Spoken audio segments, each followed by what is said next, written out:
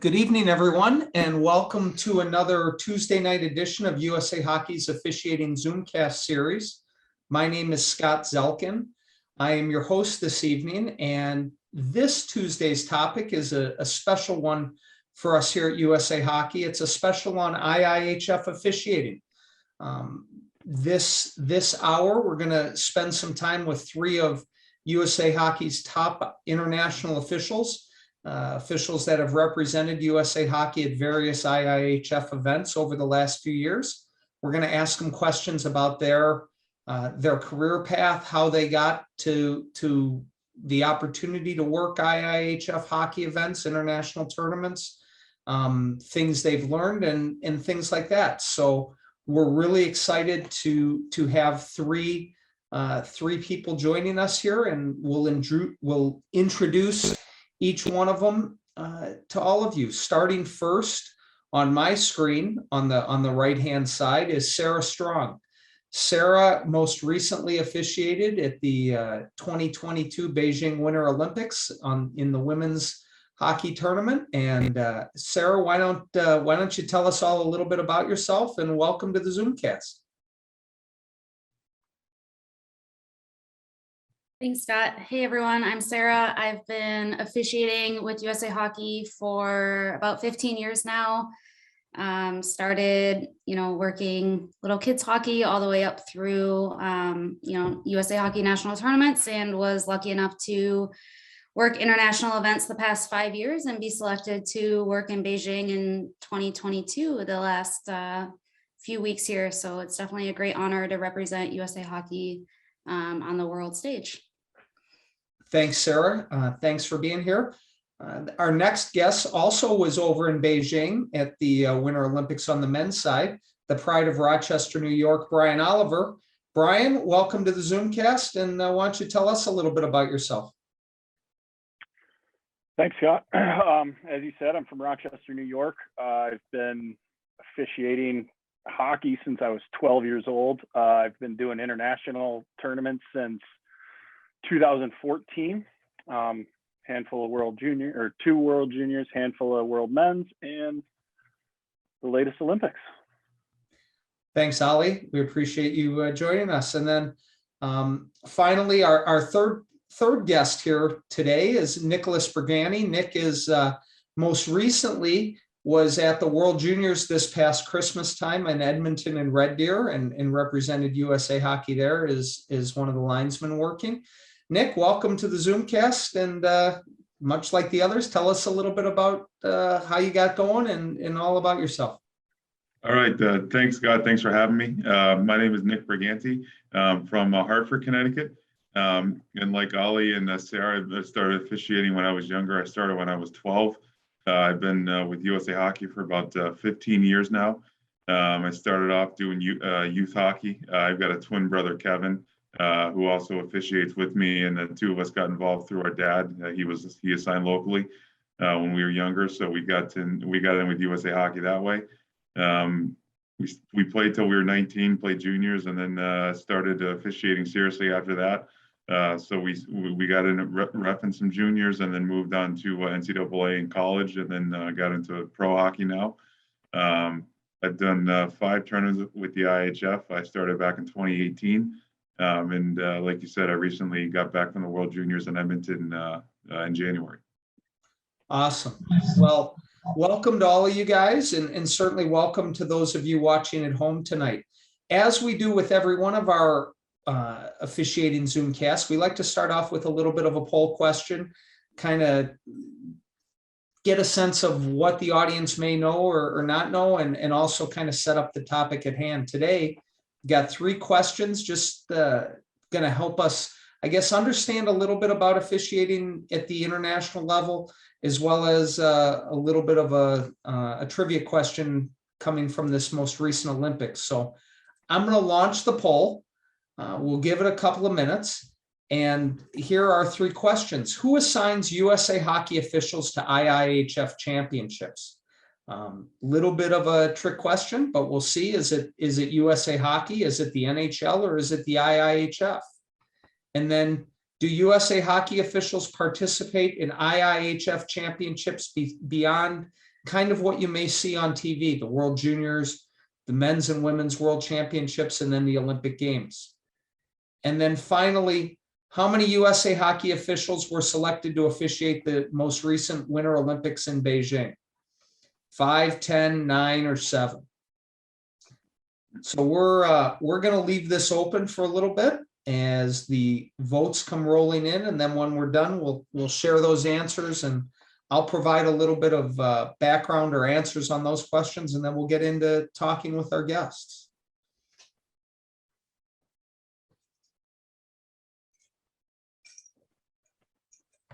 We'll give it about 15 more seconds and then kind of close out our poll here. And this is good. We're getting kind of answers all across the board. So that's this is what we like. None of these were layups. So and we'll end the poll right about now. And now we'll share the results. So you guys should all be able to see the results here on our screen. Who assigns USA hockey officials to IIHF championships? So that's a little bit of a trick question, but the IIHF actually decides what officials from various countries will work at the various championships. So USA Hockey nominates officials. So we will, for example, nominate Nick Briganti for potentially a World Juniors, but ultimately the IIHF will look at a pool of nominations from various countries and then fill out their officiating staff and put that together. So USA Hockey doesn't ultimately decide who gets to go where. The IIHF has a committee, an officiating committee. They, along with their management people, decide who goes where in terms of tournaments. The next one, do USA Hockey officials participate in IIHF championships beyond what you may see on TV in the World Juniors, the World Championships, and the Olympics? And we had predominantly, most people said yes, and that is true. The IIHF runs 40 world championships every year in non-COVID years around the globe. So you will see the World Juniors, the World Championships. You'll see those tournaments on TV on the NHL network. However, beyond that, there are a whole host of different championships at lower divisions, and what that means is the IIHF has well over 50 different countries that participate in international hockey, and there are different levels of each championship. You have under 18 men's and women's, the World Juniors at the under 20 level, and then the World Championships at the men's and women's, and various divisions below that. So as Nick mentioned, I think he said he's been a part of 5 different championships. Not all of those were at those top 3 levels. They were beginning out, and we'll ask each one of our guests where they started, but there's a lot of different opportunities internationally to go a lot of different places beyond what you might see on TV. And then finally, how many officials did USA Hockey have represent us at this past Olympics? And we had a record number of 9 officials represent USA Hockey at the Olympics. We had 5 women. Sara is one of 5 that represented us at the women's tournament. And then there were 4 male officials that represented USA Hockey, Brian Oliver, and then 3 others were at the Olympics in the men's tournament. And USA Hockey's never had that many officials. So it's something that we are very proud of and proud to talk about. So with all of that and kind of setting the table, let's talk about each one of you guys, how you got your start and what led you to think about international hockey, or how did you begin to pursue that path? Let's start with Brian. Brian, how'd you kind of, you said you started a long time ago working kids hockey. As you moved up, what caused you to think about international hockey? Obviously, once I got into referee or officiating full time, it was on my radar as another avenue to take and more opportunities. But to be perfectly honest, the reason I got my international license in the first place, a gentleman named Judson Ritter and Timmy Mayer, who I lived with in the USHL, decided to call me and said, we need to spend a week. So we went up to Placid and with the Elite Experience, I believe it was called, maybe. So we went up to Placid, did the week-long camp, got our international cards, and then after the ECHL full-time, I got my first tournament, which would have been a under 20 Division III in Izmir, Turkey. And from there, it just kind of snowballed and I kept going. So you, and we'll talk a little bit about entry points and all of that. You know, you went to the Elite Experience and then you found yourself in Turkey, not what we in North America might consider a hockey hotbed, but certainly a good entry point to then give you those opportunities. Sarah, how about yourself? Talk to us about the same sort of things. What, you know, after 15 years of officiating, how many years into it did you say, oh, I think international hockey is something that I'd like to explore? Yeah, I went to regional camp, or I think futures camp as it's called now, in 2014, I think it was.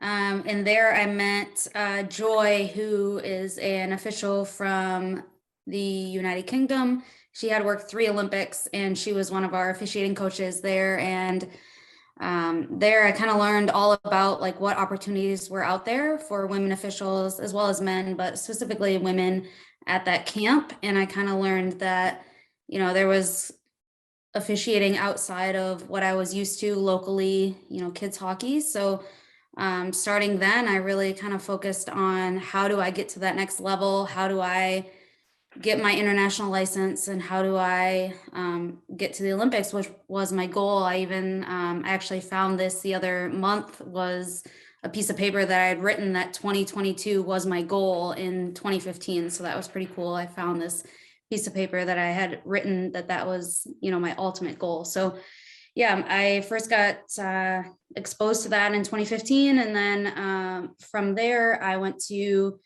Elite camp, like Brian said, in Lake Placid. And then my first international experience was in France, actually, at Division 1A in 2018. And then from there, I've done kind of 4 events that led up to the Olympics. So I was pretty lucky. My kind of trajectory was a little bit shorter than some people's, but yeah, that was kind of my path. And beyond France, where else have you been around the world in terms of officiating for the IIHF?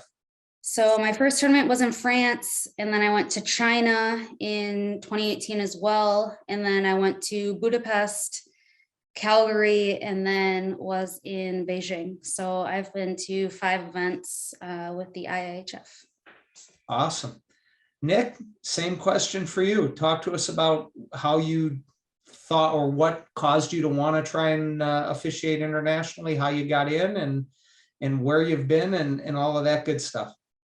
Yeah, so for me, there was a local linesman by the name of Kevin Redding. He's now the referee in chief in Connecticut. I remember watching him when I was younger. He worked the Olympics in Torino as a linesman. So I believe that was in 2006. So watching him on TV and knowing kind of his career path and trajectory, that kind of put that on the map. But it was more so just showing you a blueprint more than a possibility. I mean, at that time to think that you'd be working international hockey through USA Hockey one day, it's obviously a goal, but something that takes a lot of time and effort. So for me, I also went to Elite Experience Camp, and through that, you kind of learn the blueprint to doing certain international hockey tournaments. And I went to that in the summer of 2018. And then a couple months later, I was in Scotland doing the Division 2A under 20s in Scotland. From there, the next year, I went to France and did the under 18 Division 1A. After that, in 2020, it was supposed to do the U18 World Championships in Plymouth that were postponed due to COVID. That was obviously that was rescheduled to last year in Texas, and then from there I went to Edmonton to do the World Juniors this year.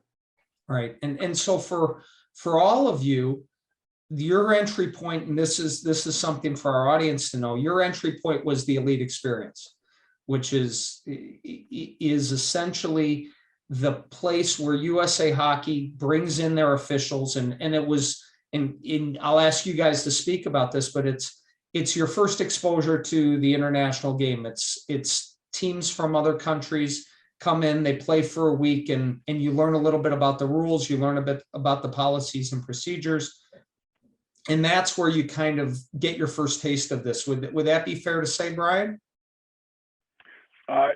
Yeah, I think you hit the nail on the head. When I went there, maybe like 2012, that era. So Finland brought a team in, Sweden brought a team in. I believe it was their under 18s. And USA Hockey started the week with 2 teams. Halfway through, they cut down to 1, and they just played a round robin style tournament for the week. We had all American officials there. We ran an IIHF rulebook, IIHF procedures, and it was more of a go out there, do a good job, and learn this rulebook and these procedures. Yeah, and Nick, anything different from your experience at the elite experience? Yeah, so for me, it was run in conjunction with the World Junior Summer Showcase. So we had a team from Finland, Sweden, Canada came down, and then like Brian, the Team USA was in 2 teams, and they split down to 1. And it was run like an evaluation camp. There were 4 referees and 4 linesmen. We each worked a game a day, and then the goal at the end of the tournament was to work USA Canada on the last day, because those are considered pretty much the 2 teams for the World Juniors coming up in that winter. So it was similar to Brian, where it was our first exposure to international rule book and international standards as well. Yeah, and Sara, for the elite experience or the elite camp that you were at, is it structured any differently on the women's side, or was it pretty much the same sort of experience for you when you were in Lake Placid? I would say on the women's side, it's just US and Canada, so they don't bring in other countries, but it's pretty similar that, we're working games throughout the week, US and Canada. So they had the under 22 teams and then the under 18 teams, and we work those games throughout the week and then hopefully get a spot in kind of the final game. Yeah, and I guess I'll throw this out to any of you. Before you got maybe to the elite experience, or before you got to Scotland or your first ever tournament, wherever that may have been, what did you think you knew about officiating internationally that you were wrong about? That you got there and you're like, oh man, this is totally different. This isn't what I expected. Anybody want to kind of jump in and answer that question? I can answer that. For me, it was pretty cool to understand that like officiating is sort of an international language, right? When we go to these events, you're working with officials that may not speak English as their first language. And at first I thought that would be really tough to deal with, but as you go there, you kind of understand that like we all have this common bond that is officiating, whether you're a linesman or a referee, we're all kind of taught the same thing on the ice. So it was really cool to work with people that may not speak our same language, but we can still really communicate on the ice. And that whenever I tell people that I'm working internationally with other people from different countries, they always ask me how difficult it is to communicate. And I always say like, it's really not that hard because we all have the common language of hockey. So that was really cool to kind of experience firsthand for me. Nick, anything you'd want to add to that, or, going to one of these events where maybe there's 1 or 2 other American officials, but in general, it's kind of a hodgepodge of a whole bunch of different officials. What can you add to that? Yeah, I would say that especially when we first start off, our first couple tournaments are like you mentioned earlier, some of the lower level tournaments where they might be in different parts of the world where they're not necessarily hockey hotbeds. So you might be the only official from North America or the only official that speaks English as their first language. And not only as officials, but as players on the ice too. I remember working a game, it was Japan and South Korea. And I worked with a German, an Italian, and a Swedish official. So I was the only one that spoke English for the coaches, players, and officials. So like Sarah said, we all speak the language of hockey. And it's something that it's definitely an experience, and it's a little bit of an adjustment. But I think once you get on the ice and once you get in the flow of the game, it's just hockey, and it becomes pretty natural. Yeah. Ali, anything you want to add? No, not really. I think those two said it pretty well. I was, like I said, my first tournament was in Turkey. So as soon as I saw that Izmir, Turkey on the email that I was going, I think my expectations were pretty low. I didn't really know what I was getting into. I was pleasantly surprised.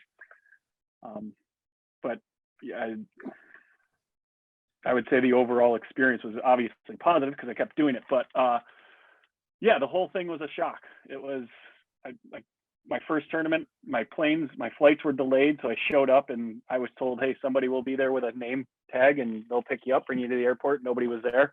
So the whole thing was a big learning experience, but overall, I mean, I can't say a bad thing about it. Yeah. And you know, Nick, you've worked both when, because of COVID, certainly we've had some curveballs thrown at us recently. You've worked tournaments where there weren't very many North Americans and you might have been the only one speaking English. And then you went to the U18 tournament that was rescheduled from Plymouth 2 years ago and was held in Texas last year, where half of the officials were American officials because of COVID and the other half were Europeans. How's that experience different? What can you bring from one tournament where you're the only one speaking English potentially to now it's a whole bunch of fellow USA Hockey officials with another group of, you know, people from outside the country? Yeah, I think that experience in Texas was such a unique experience because not only were we half Americans and then half Europeans, but we were also separated into pods. So I believe there were 5 or 6 officials in each pod. And I think that worked to our advantage because we were literally isolated within our bubble in our pods. We only ate with those officials. We only worked games with those officials. So we really got to know one another. And I think that it helped our performance on the ice. And I also think a great thing about that bubble experience was that we had a common team room. So all of us were down there together. There wasn't much to do in the room. So we hung out there at night after game. We'd eat breakfast there. We'd go for lunch there. We'd watch video in there and have classroom sessions. And we also set up ping pong and other games to keep ourselves occupied. But I think the thing that we missed on that experience that happens in some of the other countries is not being able to explore some of the local markets and local places. And I think that's one of the coolest experiences working international tournaments. Like, for example, when I was in France, there were 3 local French officials there, and they took it upon themselves to set up trips to go see some of the tourist attractions and just get a bit of the culture of that area. And it's something that we miss in the bubble, but I think it brought everybody closer because we spent so much time together. Yeah, and Sara, I know in Beijing you guys were in pods as well, right? Can you talk to us a little bit about that experience most recently here just a few weeks ago? Yeah, we were in pods. So my pod had 5 officials in it, 2 linesmen, 3 referees. So we worked all of the prelim games in the same pod. So for me, I was lucky because there was just 2 linesmen. So we worked all the games, didn't have to be standby at all. But it's nice, especially as a linesman, to work with the same partner every game. You really get comfortable with that partner and kind of know what to expect and know where each other's tendencies are and kind of how to work really well together. So I really enjoyed it. Like Nick said, we kind of were eating together. We rode the bus together. We did everything together. We kind of rode the elevators together in the hotel, everything we had to do together. So yeah, it was definitely an experience, but it was nice as a linesman because, like I said, we really got comfortable with our partner. Yeah, and Ali, these pods, the reason these pods were done were because of COVID, right? In terms of if an official got COVID, it wasn't potentially exposing the rest of the group. It was the same for you on the men's side in Beijing, right? Yes, we were in pods, stuck together with that group. That group became kind of tight. Not kind of tight, but we became close. I will say that the downside of pods is it doesn't allow you to interact with everybody on staff. So previously, before pods, we had an opportunity where if you get assigned a game with a guy that you don't know, chances are you're going to eat lunch around the same time. So you go hang out at lunch, you work the game. After the game, you go have dinner, maybe a beverage or two.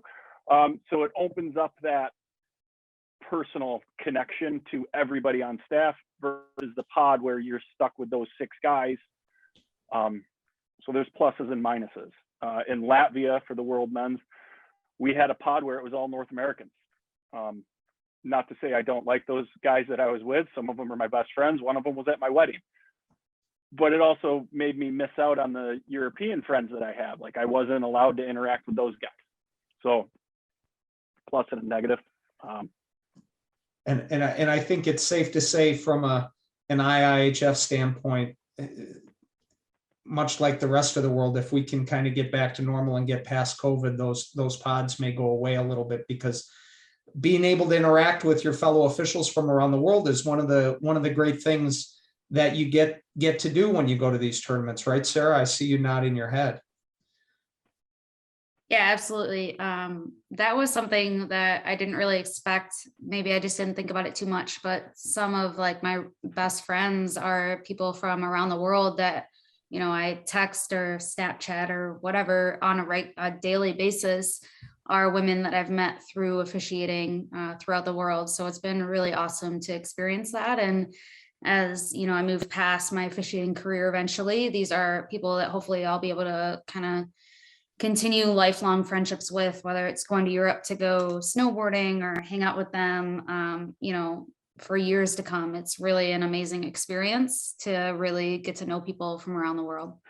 Yeah, and you're absolutely right, Brian. With the pods, sometimes you lose out on that because you don't have that opportunity. I know, and Sarah referenced this in Beijing, as you're in a tight bubble. As you got through a few days, you became a little more comfortable. We were able to loosen up the pods, and now all of a sudden you got to work with some other people, but it's still not quite the same. Nick, talk to us about the difference, and I'm going to ask you now to talk a little bit, not only about the under 18 World Championships that were held in April and May last year, but then your experience in Edmonton at the World Juniors. And, you know, we're talking about pods, we're talking about COVID. Everybody here knows that you didn't get to complete the World Juniors, but talk to us a little bit about your experience in Texas, what that was like, and then talk to us about your experience in Edmonton and kind of what you went through with everything that went on there, both on the ice and off the ice. So I think some of the scenarios we had were pretty similar in both instances. In Texas, when we got down there, I think we got in on a Monday afternoon and we were quarantined. We had a 4 or 5 day quarantine. And then similarly in Edmonton, we arrived on Wednesday and we quarantined for 2 days until Friday. In Texas, we were completely in a bubble environment. So just like Brian and Sarah, we had pods. Whereas in Edmonton, it wasn't a bubble; it was a controlled environment. So we were there, and we didn't have pods where we were able to work with different officials. And I think one of the cool things is that a lot of the Europeans that worked the tournament in Texas also were in Edmonton with us as well. So a lot of the familiarity was there with officials that we had worked games with the previous year. So that was awesome, where we didn't really skip a beat on the ice. And then once we got to Edmonton, we had a team room that was pretty similar to what we had in Texas, where everybody would hang out. We ate all our meals in there. And it was similar to Texas, where pretty much the only place we were going was either our team room in the hotel, on the bus, or to the rink. There wasn't any outside activities or traveling or anything, or going to the store.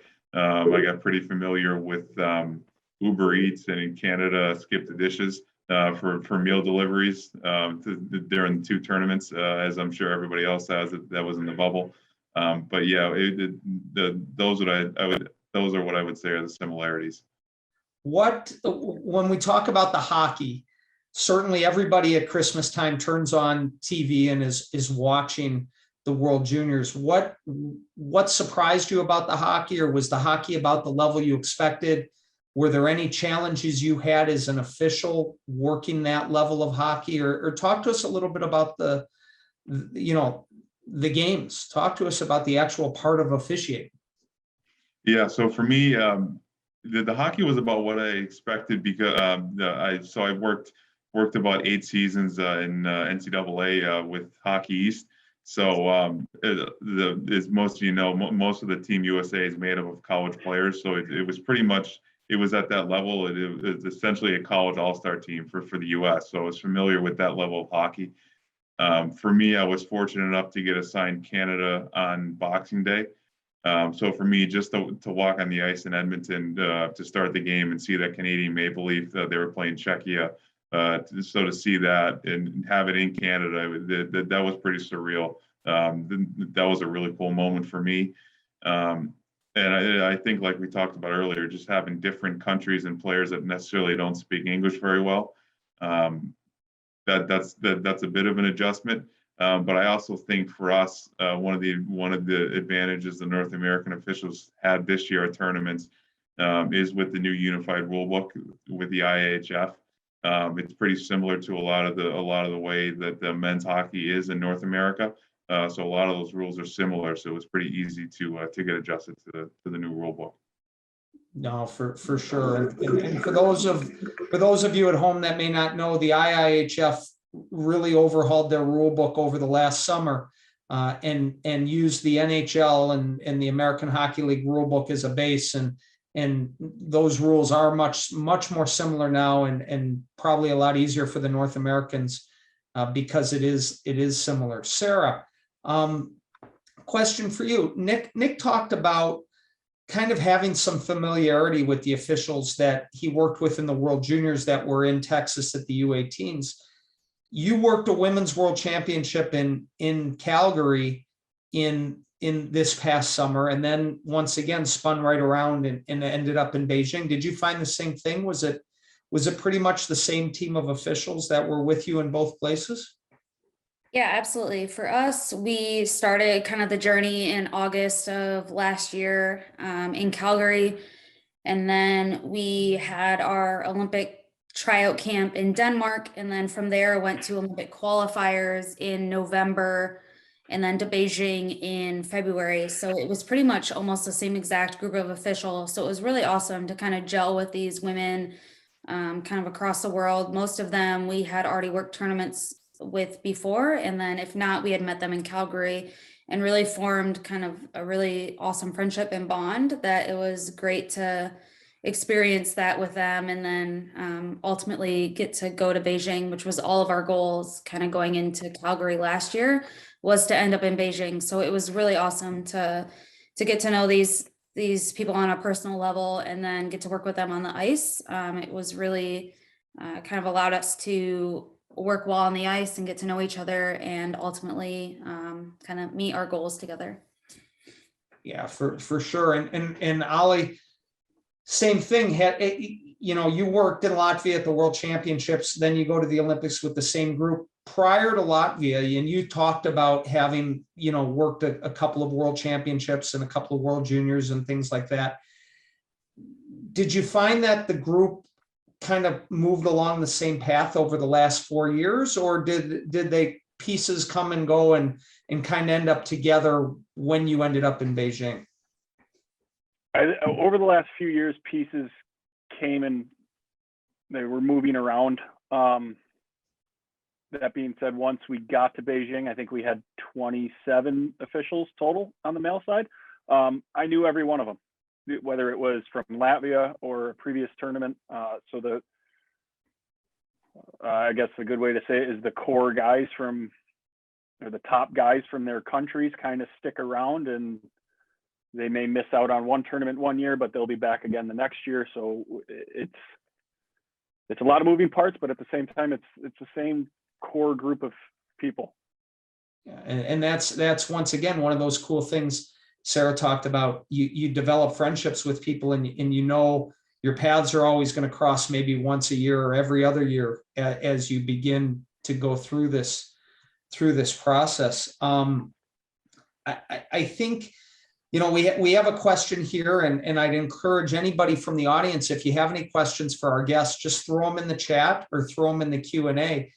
Sara, we had a game in the Olympics where one of the officials, a referee from Canada, took a stick in the face and had to go, as they say on TV when I'm watching games, she had to go into the locker room for some repairs for a while.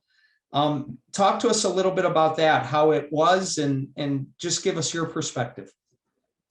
Yeah, so Sienna got hit in the face by an errant stick by Amanda Kessel from the USA. It's kind of funny, due to the pods. So normally in international ice hockey, you have a standby referee and a standby linesman. Due to the pod situation, we actually didn't have a standby referee for that game. So we were all up in the stands watching the game because it was USA Canada. Most of the officials were there watching because it was kind of a marquee matchup, obviously. So we were all sitting there watching the game. We see Sienna get hit, bleeding, leaves the ice. So our officiating coaches came out of the booth at Wukasan Arena in Beijing and was like, told one of the referees that was sitting next to me, like, hey, you need to go get dressed. So she kind of ran down, which it was kind of a long run down from the top of Wukasan Arena to get dressed, and she ended up going on the ice. But yeah, I mean, those are things that kind of happen, and she was really tough about it, got some stitches from the Chinese doctor and got right back on the ice. So it was, I know she's gotten a lot of notoriety. She actually just went back to work this past Monday, and everyone in her school was wearing a pin of her face kind of with the stitches and whatnot. But yeah, those are, you know, things that we'll remember kind of for the rest of our lives, of a cool experience, especially her, that she kind of went through that. Oh, for sure. So talk to us while I've got you here, Sara. What's your best memory from the Olympics most recently? And is that your best international memory, or is there another memory you have from previous tournaments that you'd want to share with us? Yeah, I think for me, my best memory of the Olympics, I would say, are two things. One, the opening ceremony was kind of unreal. So for us, games actually started the day before on the women's side, before the opening ceremony. So February 3rd, games started for us. The opening ceremony was February 4th. But kind of walking into the bird's nest in Beijing and seeing all the lights in the opening ceremony. I know Scott and Brian, you guys got to see the closing ceremony, but just seeing that was kind of like when it hit me, I was like, holy cow, like I'm literally at the Olympics, which is something that I've worked for, you know, for the past 15 years. So that was my number one kind of best experience. And then secondarily, just kind of hanging out with all the other officials was amazing. Just had so much fun. Just getting to hang out with all the other women and men eventually when they showed up, and just, you know, creating memories with all of them was a lot of fun. That's great. Ali, how about you? What's your best memory from, whether it's Latvia or the most recent tournament here in Beijing, working the Olympics? So my best memory from Beijing would be the closing ceremonies. Just due to the COVID protocols and our strict bubble, we weren't able to go see any other events. So we went to our hotel and the hockey rink. We were I felt almost secluded from the Olympics. It just felt like another men's championship. Then when we obviously got to go to the closing ceremonies, it really clicked like, oh, we're a part of something bigger here. So that was special for me.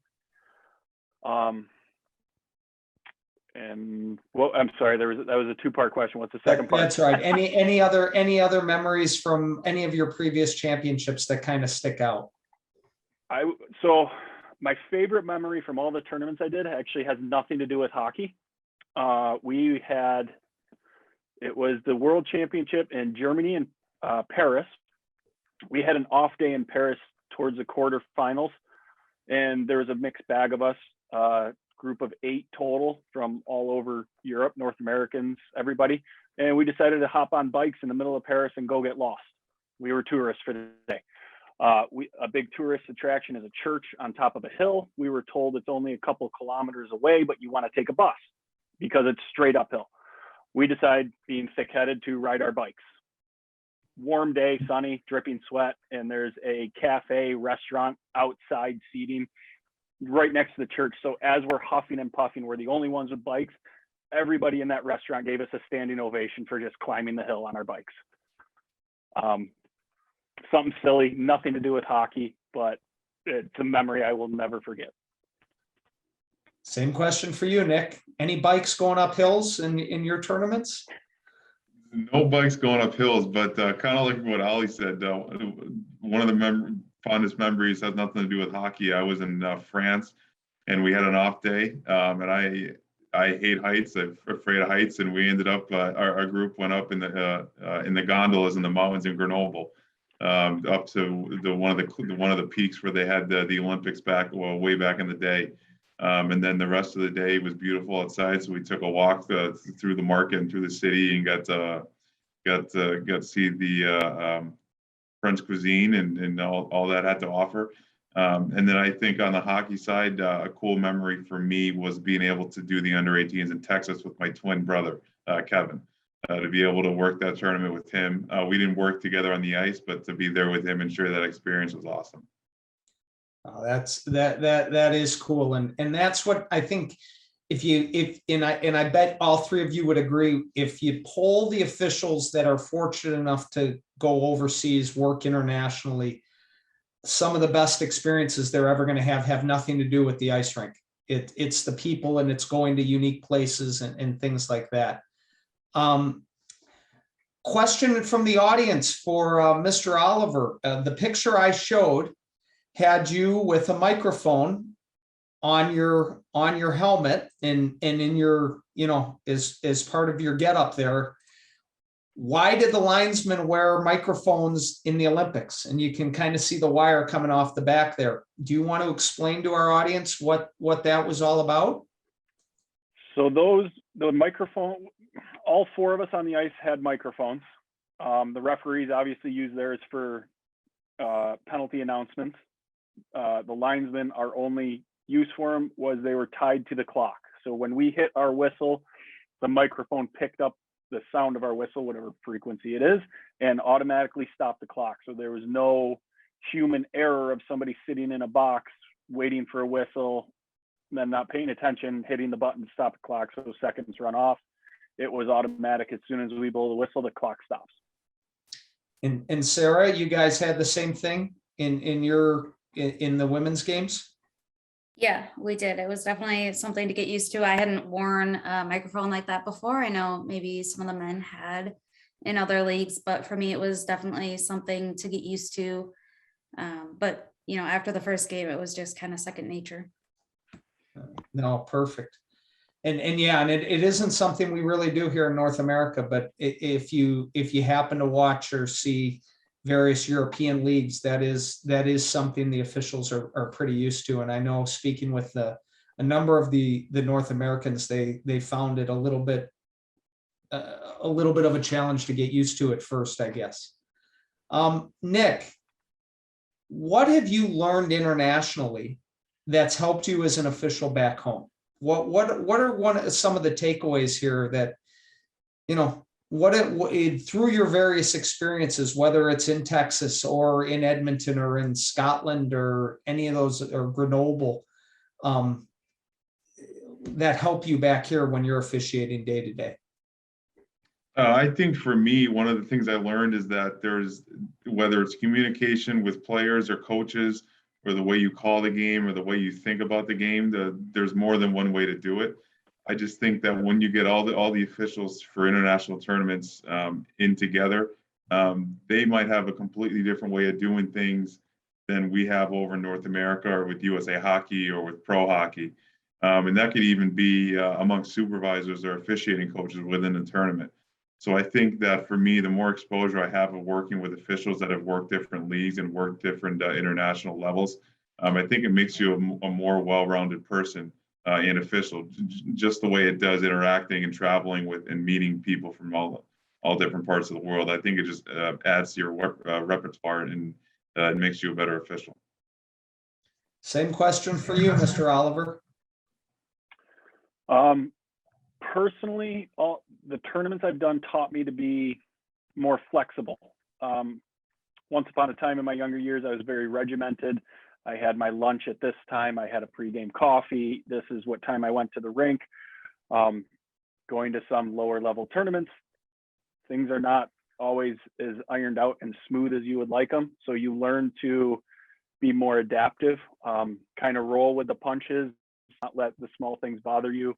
You learn to control what you can control just to do your job. So flexibility, really. Sarah, how about you? Yeah, I would say the same thing. Just being able to kind of roll with the punches, be flexible, be adaptable, be able to work with people who may not be like what you're used to at home, but knowing that kind of we all have the same common goal to get the job done on the ice is important. Yeah. And I think that's, you know, the real cool thing, and Nick, I really think you hit on it. The cool thing about having the opportunity to officiate internationally is you do meet officials from all over the world, and there are different ways to do things. And the Swedes or the Finns might have a different philosophy on certain things as opposed to the Czechs versus the Canadians or the Americans. And at the end of the day, you've got to be able to get through that hockey game together as a team. And there isn't necessarily a right way or a wrong way. There's just the best way to get through those different challenges. And Nick, I think you really kind of hit the nail on the head there with that. What, Brian, what advice would you give to an official watching this that says, hey, I want to work internationally. I want to be like a Brian Oliver.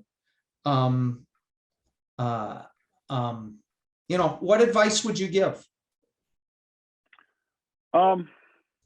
Work hard. I mean, to be honest, when I started international hockey, I looked at it as a paid vacation almost. Somebody was willing to buy my plane ticket and send me to a different part of the country or different part of the world and pay me to do it.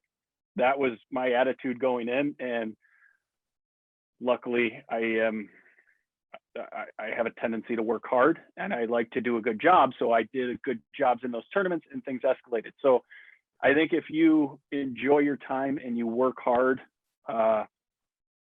put yourself in the right spots, that it will help. I would also suggest reaching out to people that have experience. I was talking to a lot of guys when I first started this that, hey, what do I need to do? What's going on? What should I expect? Some of their advice was really good. Others kind of not so much, but you learn as you go. Yeah. Nick, how about yourself? What advice would you give to a young official in the Hartford area that says, hey, I want to be like you and I want to work a World Juniors one day? Yeah, I think kind of similar to what Brian said is just to reach out to people that have done international tournaments and just kind of pick their brain and kind of see their path and how they've got to where they've gotten, kind of what we're doing tonight. Because I think for young officials, and we've all been there, it's something where you can have ambition and something you want to do. You might not just know how to do it and how to get there. And I think being on the ice, continuing, like Brian said, continuing to work as hard as you can, game in and game out. And that's something that's going to get you exposure because ultimately our entry point was through Elite Experience Camp. And to get there, you have to go through a few camps before that in USA Hockey. So continuing to progress through that system and through the ODP is going to put you on the right track. Yeah, and just so you know, everybody knows it is, and I say this, and I'm going to say this, and it might sound like, okay, you don't have a chance, but an international license to get nominated to a tournament from USA Hockey might be the most valuable thing that USA Hockey has to offer its officials. USA Hockey isn't responsible for having an official work a Frozen Four or work the American Hockey League. But USA Hockey can put those officials like Sara or Nick or Brian, give those officials opportunities to work internationally. And so, you know, there's a ton of opportunities to do it out there, but you do have to work hard. You have to also be a good representative of USA Hockey. And I think that's a really important component to remember as well. Carson asks a question to our group, more of a specific question. How do you reach out to guys to ask for advice if you're from a smaller town that maybe doesn't have a Brian Oliver or a Nicholas Briganti or a Sara Strong? What, Sara, how might you answer Carson's question there? Yeah, I would say start with kind of your local referee in chief and see if they have anyone that they can suggest to reach out to, or your district referee in chief. And if that doesn't lead you anywhere, you know, I'm sure I speak for Brian, Nick, Scott, reach out to any of us or anyone that you know that you've seen. We're more than happy to kind of answer your questions or connect you with someone who can help you. I think all of us want to see as many USA Hockey officials succeed as possible. So obviously happy to kind of help answer any questions or help direct you any way that we can. Oh, for sure. And that's a great question. And there are those opportunities out there. The summer camps are a great entry point to kind of begin that process. And any one of the officials that is an IIHF official for USA Hockey is always going to be willing and ready to talk about their experiences. Sara, we talked about one of the questions at the beginning was how many officials were representing USA Hockey at the Olympics, and the answer was 9. The reality in a lot of cases was we actually had 10 officials there, and that 10th official was Jamie Huntley Park, who is a female referee, well on her way to the Olympics. And I just want you to talk a little bit about her and her influence and what she meant to the team of officials that was there in Beijing, not only the USA Hockey and American officials, but all of the female officials, and just give us a little bit of background, because I do think it's important on any special where we're talking about IIHF officiating that we spend at least a couple of minutes talking about Jamie. Yeah, Jamie was something that was important to all, or someone who was important to all of us, especially on the female side. Tragically passed away this past summer in a car accident. So she, I met Jamie, probably, I don't know, maybe 8-9 years ago at a USA Hockey national tournament. And she was an amazing official, amazing referee, was definitely well on her way to being nominated to skate in Beijing. She was a backup in Pyeongchang in 2018. And, obviously someone who's very important to all of us from a USA Hockey standpoint, but as well as around the world. So she touched so many people's lives, not only ours, but all of our counterparts that were there in Beijing from every country. So we definitely tried to honor her when we were there. The IIHF did an amazing job, having her nameplate there for us or for her family, had a jersey made for her that was sent to her family. It was as if she was there. And I know I speak for kind of Kendall and Jackie, who were some of her best friends, that obviously we wish that she could have been there with us, but we felt like she was there throughout the whole process.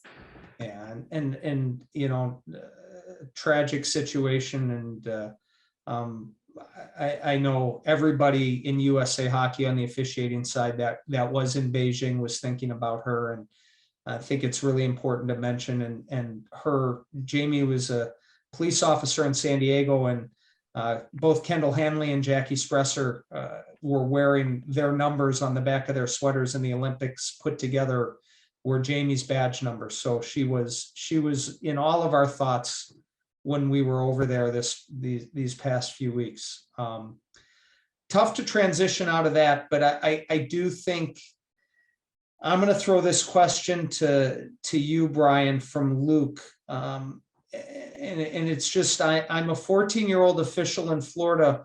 What's the best way to make it far in officiating, and how do I go about getting there? And it's maybe not a question about IIHF officiating, but it's how do I advance? How do I continue to move up the ladder in officiating? I would say, obviously, we already mentioned it, hard work and doing your job, right? After that, I would say be open with the people above you in your area.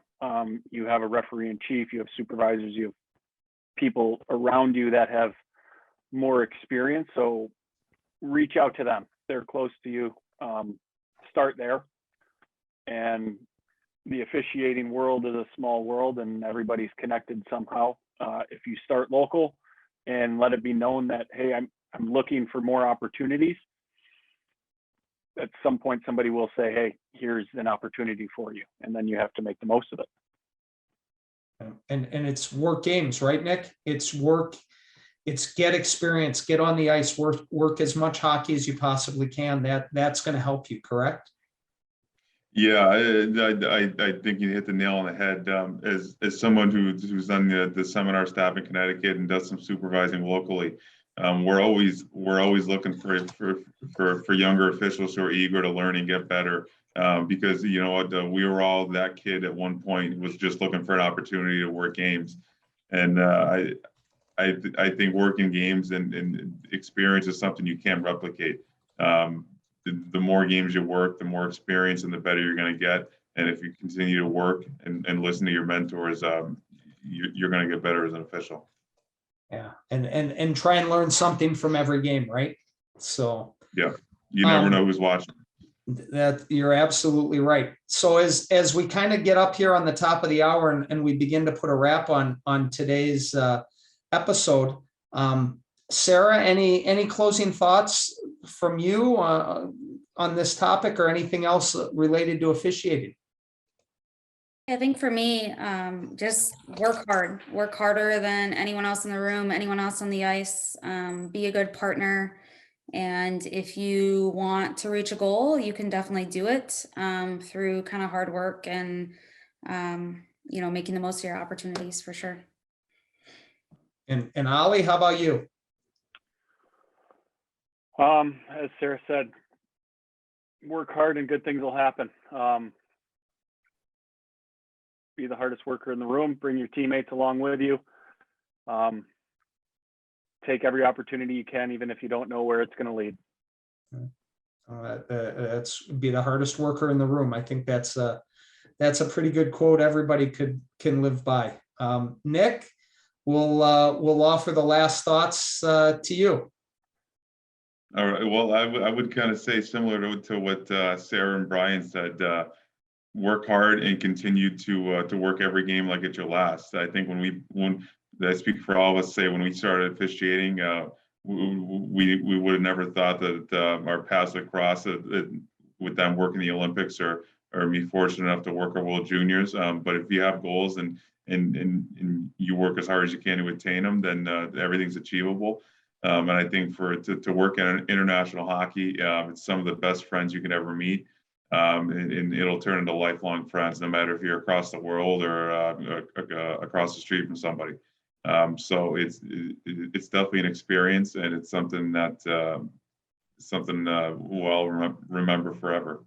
That's awesome. So as we kind of put a wrap on this, and I want to thank Brian Nick and Sarah for their time tonight. Let's take a look at what we've got coming up here in our future episodes. 2 weeks from now, on March 15th, we've got an episode dedicated to game assigners, talking about the important role that game assigners play. You know, every one of our guests here today talked about getting opportunities, making the most of those opportunities, working hard. You never know who's watching. Well, game assigners play a huge part of that, and we're going to spend an episode talking about that.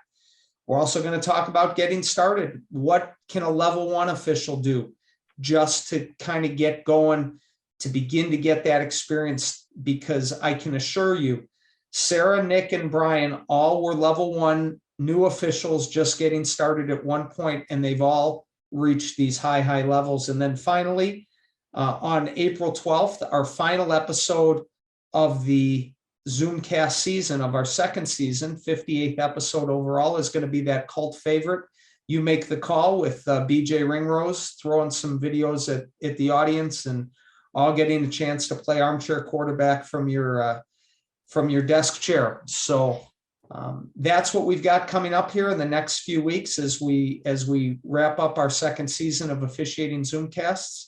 Once again, I want to thank Brian, Sarah, and Nick for their time tonight. We appreciate the insight you guys have offered us. Want to wish you all at home all the best. If you have any further questions, you can reach out to any of us.